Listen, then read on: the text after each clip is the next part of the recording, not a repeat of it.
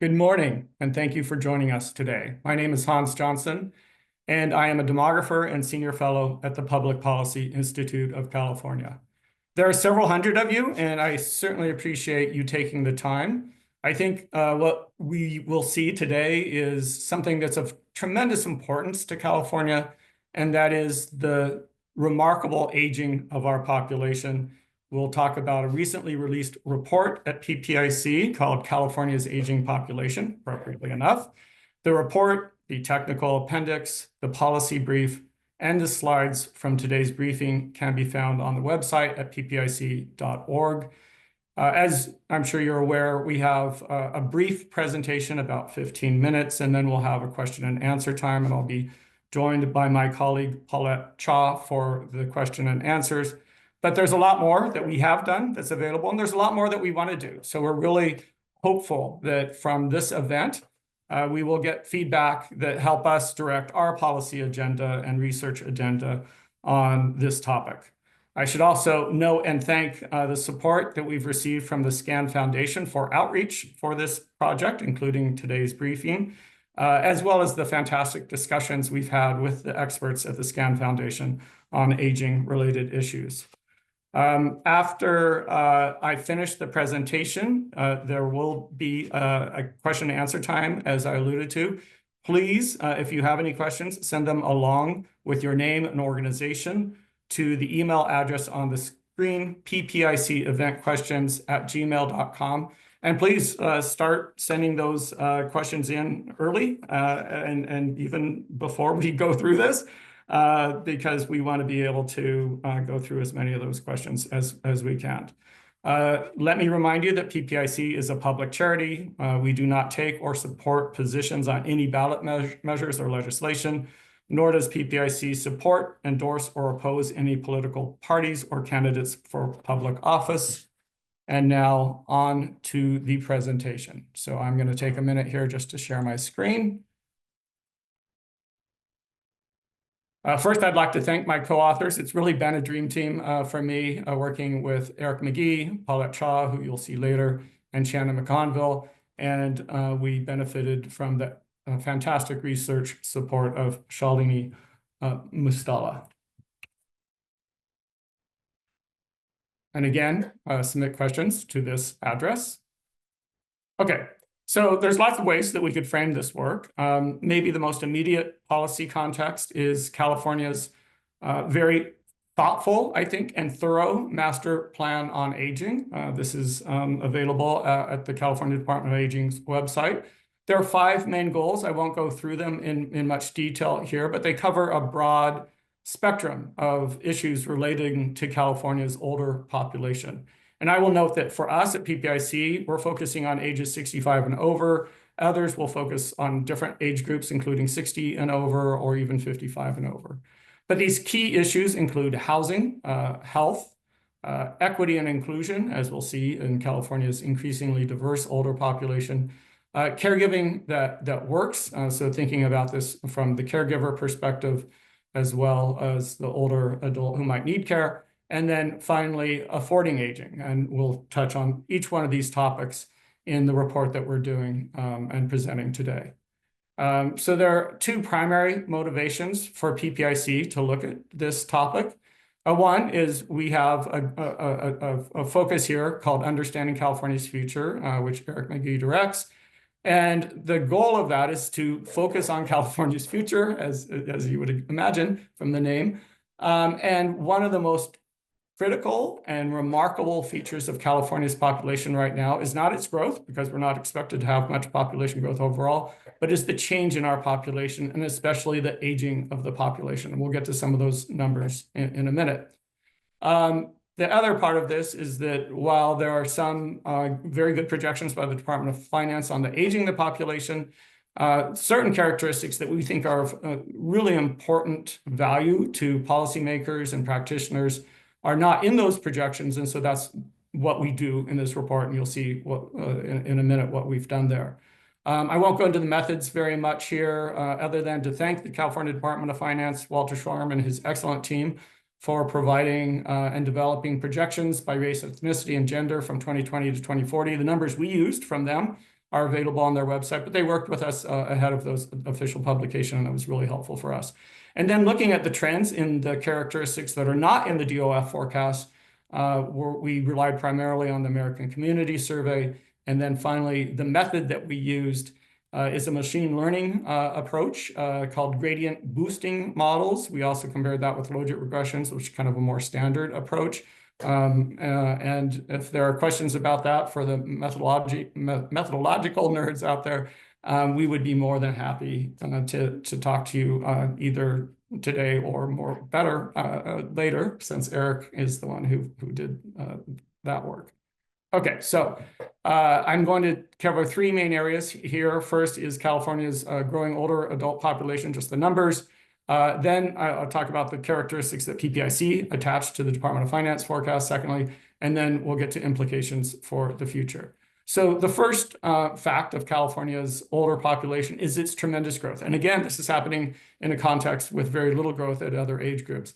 So that between 2020 on the left here, all the way to 2040, the population of older Californians is going to grow from slightly less than 6 million to over 9 million, over a 50% increase over this 2-decade timeframe.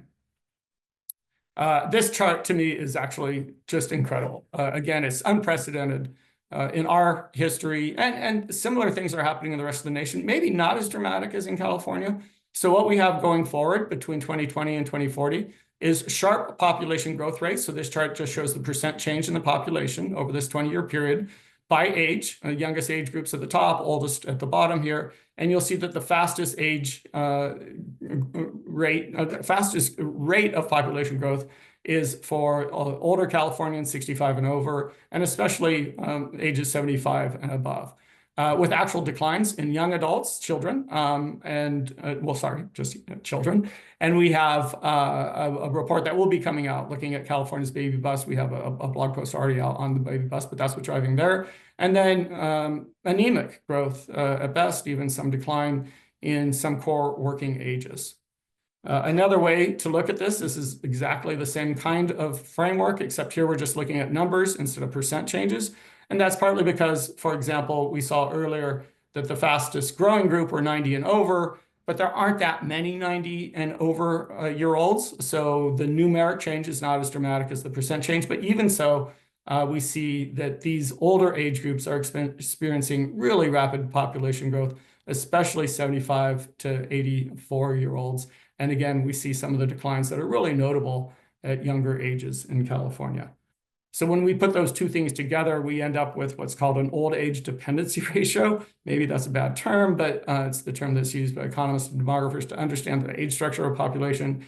In California, for every 24 older adults, there are 100 people of working age right now.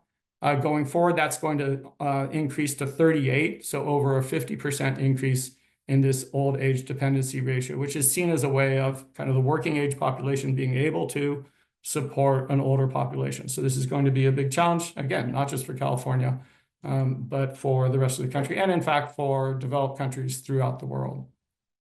The other really striking feature of California's population change among older Californians is that no race or ethnic group will constitute a majority of that population by 2040. California overall, and a couple decades ago, in fact, became the third state in the country to have no majority race or ethnic group for all its population. We were preceded by Hawaii and New Mexico. We're the only large state in the United States that will have no majority population among older adults. So this is a unique California feature. The rest of the country will follow eventually, but lags behind. The fastest growth rates will be among Latino and Asian populations. And I should note that this dramatic aging that I'm talking about is driven primarily by the baby boom, people who were born between 1946 and 64. Very large numbers of people were born then. Birth rates were very high. Interstate migration was booming in California after World War II. Many people in their 20s and 30s were moving to the state. And of course, they're all now reaching or surpassing retirement age. And then the increase in the diversity of the state's older population is driven by immigration flows, which in California really picked up in large numbers in the 1980s, primarily from Latin America and Asia, which is now those people who came mostly as young immigrants to California in the 80s and 90s and onward. Many of them are now hitting these retirement ages as well, and will do so over the next 20 years. Okay, so now let me talk about some of the key demographic characteristics and economic characteristics that we looked at and attached to the California Department of Finance projections. So I'm going to show you a series of slides that have the same kind of format. I'm going to just focus on some key takeaways, but again, the slides are available at our website, and the report has all of these charts and more. So I really encourage you to look at them. But they show you each one of these lines is a different age group among older Californians. The dotted line are just 65 and over, all combined. And then some key points here that are in addition to some of the trends we're seeing in the chart. So and I'll start with some demographic characteristics, and then we'll go to some economic characteristics and some other health and well-being characteristics. So the percent foreign born among the older population is actually higher than it is statewide for all adults in California, and will continue to increase for the reasons already mentioned. So that today, and again, I should note too, this slide includes the historic period from 2005 to 2020, and then the projection to 2040. So today, about a third of older adults are foreign born. And by 2040, almost 40% will be. Now, again, this is an increasing percentage on a tremendously growing base population. So that means the number of foreign-born adults in California will almost double between now and 2040. Relatedly, and not surprisingly then, the share that speak a language other than English at home is also projected to almost double, reaching over 40%. And there's variation by age group and also by race and ethnicity. Again, in the report, Asians and Latinos are much more likely to speak a language other than English at home.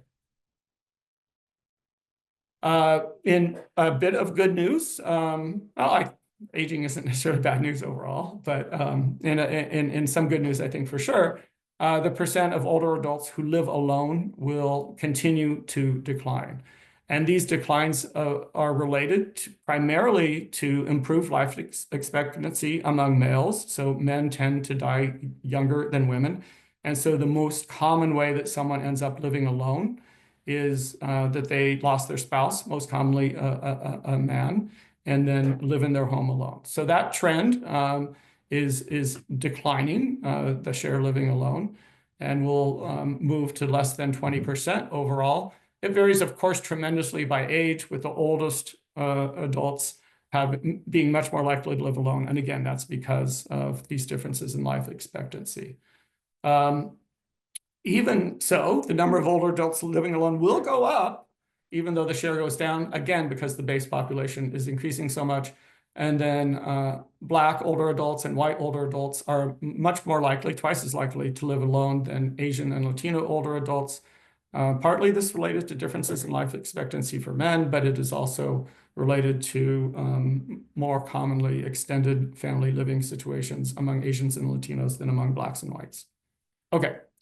And then turning to some economic measures now, labor force participation rates, interestingly enough, are increasing for older adults, especially for 65 to 69-year-olds and 70 to 74-year-olds. We have a new project that we're working on right now to look at the components of this. We have a piece that we did that looked at California's labor force overall.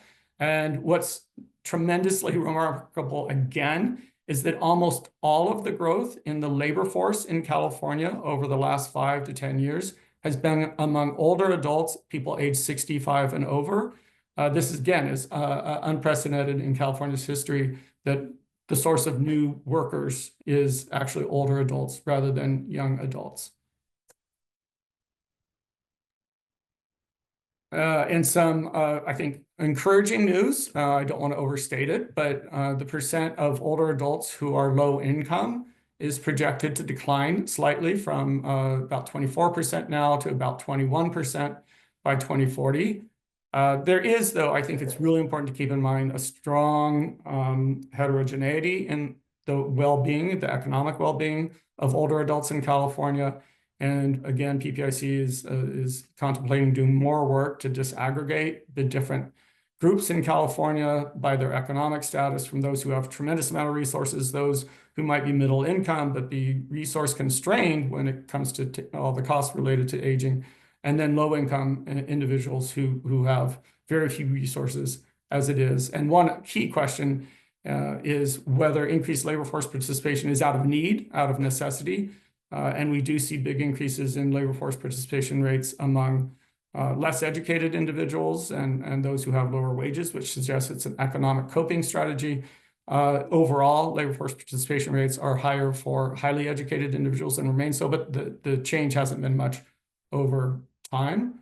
And so when we look at poverty, those trends are reflected there in terms of the number living in poverty is expected to go up about 50%, even though poverty rates are expected to decline. And we see that Black older adults have substantially higher poverty rates. So these labor force participation and poverty rates are all related, obviously. And then let's turn just quickly. We have other measures of kind of well-being, but one I'm going to focus on here is that about 1 out of every 10 adults in California has some sort of self-care limitation. This is an independent living difficulty.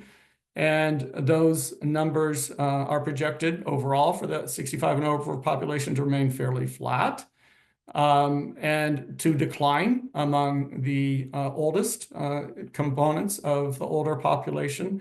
But even so, that share that will have some sort of self-care limitation is expected to increase by about 50%. And so this is, of course, of tremendous importance when we think about caregiving and providing support and services for this population. Okay, so finally, let me turn to implications. I'm going to look and see how I'm doing in time. We're doing fine. Implications for the future. So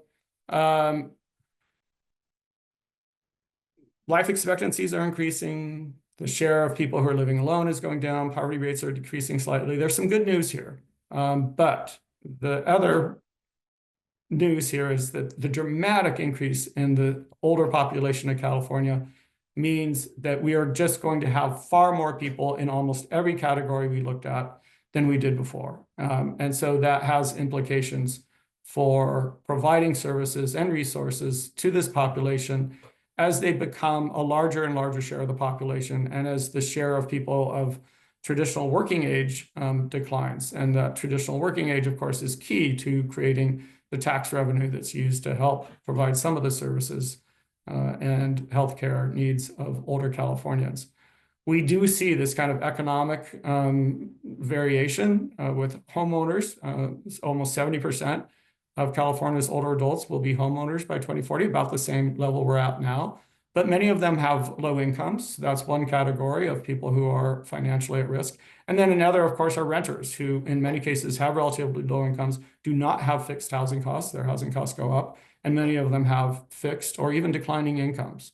So those are some critical challenges that we identified in our report. More immediate policy implications, the growing diversity, including the increasing share of older adults who are most comfortable in a language other than English, means having culturally competent care will be tremendously important. Language is one part of that, but just one part of it, of course, a very important part. Secondly, with increased labor force participation is something that I think we probably want to encourage, but there is a literature out there about to what extent working at older ages is good and in other ways not so good. And so again, we're interested in pursuing more work on that. But workplace accommodations are really important. So that means remote work has actually been a boon to a lot of older workers, flexible work schedules, not full-time work, those kinds of things. Most older adults want to live in their own home if they can as they age. So this work highlights the need for expanded in-home services. Institutional settings, most commonly skilled nursing facilities, are only going to represent about 3% of the older population.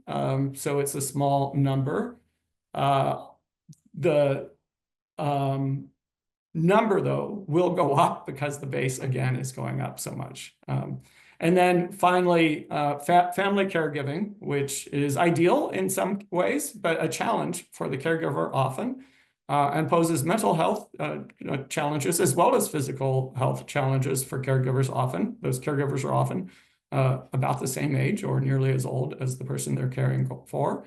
And so those needs are going to grow up tremendously as more and more people stay in their own homes as they age.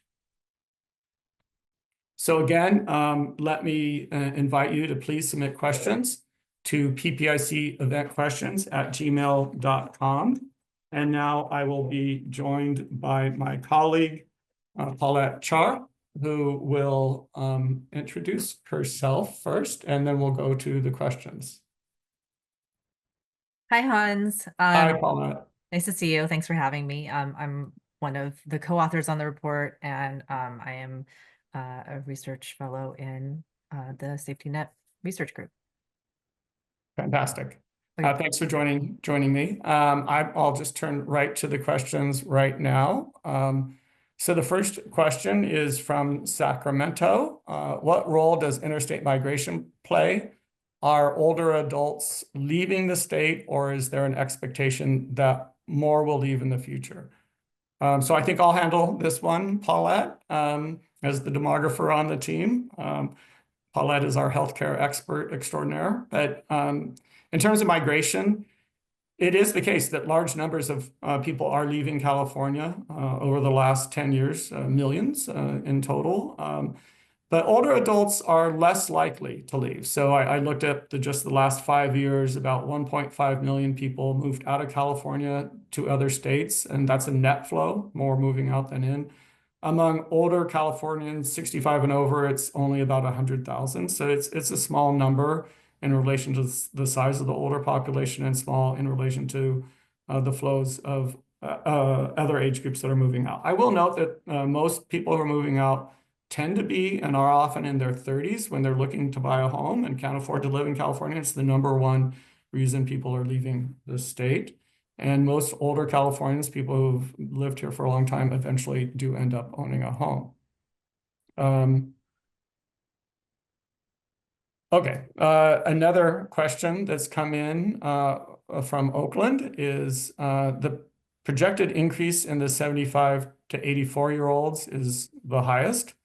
What makes this age group unique? And so, Paulette, I'm going to kick that to you in terms of thinking about that age group as maybe, being a little bit older than the age groups that are like participating in the labor force and might have more care needs. Sure, I can talk a little bit about that. I mean, I think that this group is unique in a number of ways, but I think a lot of times when we talk about the older adult population, we kind of paint that group with a really broad brush, saying, 60 plus or 65 plus, when in fact there are really different stages in that age range. And so 75 to 84 may not be the just retired, traveling to see the world, helping to raise grandchildren's phase of life, but it could be a very different part of old age where, things are slowing down, maybe health concerns are becoming more serious. People are planning for, their legacies. It is much closer to the end of life for most people.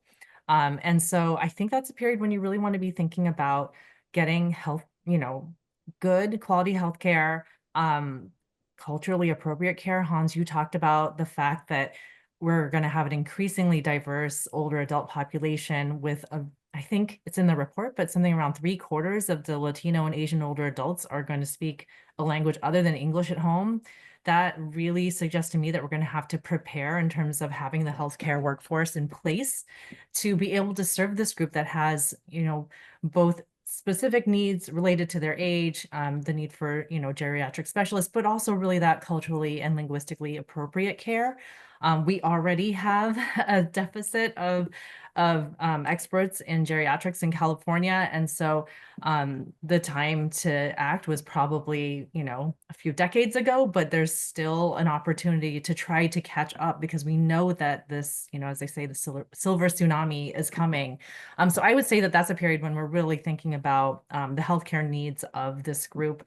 And of course, we know from surveys that older adults do have a strong preference for aging in place. And so That's also a really, it's a much more affordable option compared to going into institutional care like nursing homes. And so I would say that I know that I don't want to go too far, so I'll just say it's a period where healthcare is really of primary importance. Thanks, Paulette. So we have another question from Sacramento, from the legislature, from Richard White. And I'm going to ask you to answer this one as well, Paulette. It is, who is leading the initiative to expand in-home supportive services? I am not sure who is leading the initiative. I know that there is work being done to estimate the need for home and community-based services, and I know that there's work being commissioned by DHCS. I think that Mathematica has been working on this topic for some time, and so we're expecting to see the results that they're coming up with. We have not at PPIC done work in the IHSS space in some time, so unfortunately, I don't think we're in a position to really talk about the details of who's leading the charge here. Thanks. I would note too that we do know that the vast majority of older adults prefer to live in their own home, and that presumably, and Lynette, Paulette, correct me if I'm wrong, but in-home supportive services is a less expensive way to provide care, certainly than if if the alternative is some sort of institutional setting.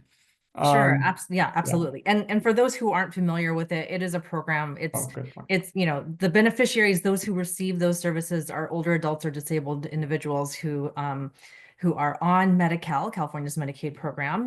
The IHSS piece of it, which is the in-home supportive services, is actually overseen by Department of Social Services, not DHCS.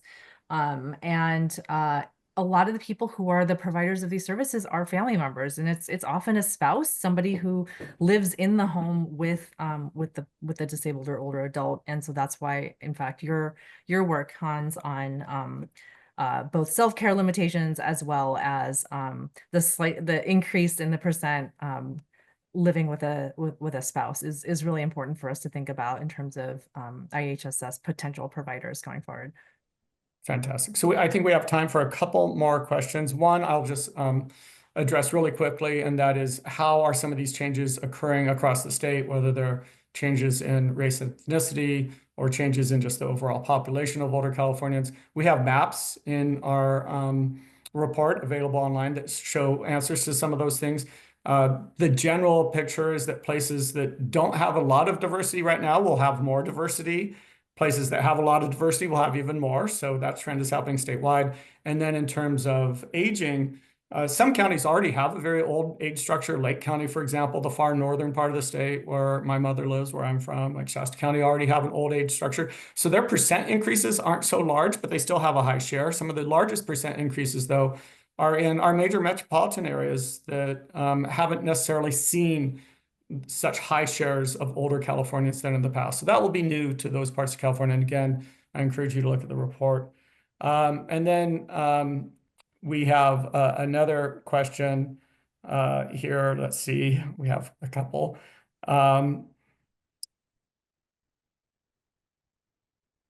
So one is, have any thoughts been given? This is a really interesting question. Have any thoughts been given on the increase in older adults caring for grandchildren? I don't know anything about this space, but I think it's fascinating. And I thank you for bringing this up to the person who asked this question in the audience. We are actually specifically looking for directions to go in our future work in the aging space. And so this is something that we will take into consideration. Yeah, and I think more widely, just thinking about extended family living, multiple generations in one household, which could include grandchildren, but often will include the children, the adult children of the grandparent, and the grandparent, of course, being the older person. In some cases, then the care, we've heard the term sandwich generation, right? Those who are caring for both children and their parents. And so we could look at how that's changed over time as well. And I think, again, all these kinds of measures have important implications for policy and practice. We are near the end of our time now. So Paulette, thank you so much. I really appreciate your expertise and ability to answer these questions and just being a great colleague at PPIC. I would also, again, like to thank the SCAN Foundation for their support of our outreach on this topic. We have more work that we're going to be doing. We're going to be talking to more people, but I think this is a core area for PPIC going forward. So I'm excited about those possibilities. And then we would appreciate your taking a moment to give us your feedback on this event. If you pre-registered, you'll receive an email with a link to a short survey, but you can also scan the QR code on your screen right now. Finally, a recording of today's event will be available soon on the PPIC website and on our YouTube channel, so you can watch it again and again and again, or share it with your colleagues. Thank you so much for attending. We super appreciate your interest in this topic. I hope you have a great afternoon.